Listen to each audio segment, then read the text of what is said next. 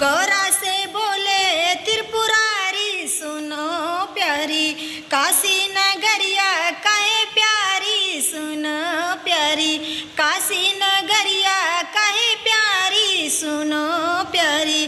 गौरा से बोले त्रिपुरारी सुनो प्यारी, काशी नगरिया में श्री हरि की छाया, काशी नगरिया में श्री हरि की छाया, कन कन समाए पालनहारी सुनो प्यारी, कण कण समाए पालनहारी सुनो प्यारी।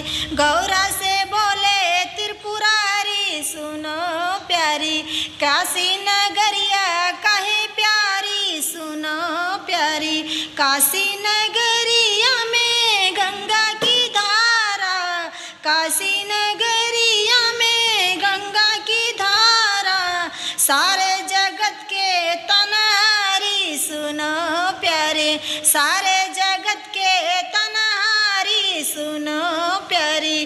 गौरा से बोले त्रिपुरारी सुनो प्यारे, गौरा से बोले त्रिपुरारी सुनो प्यारे, काशी नगरिया कहे प्यारी सुनो प्यारे।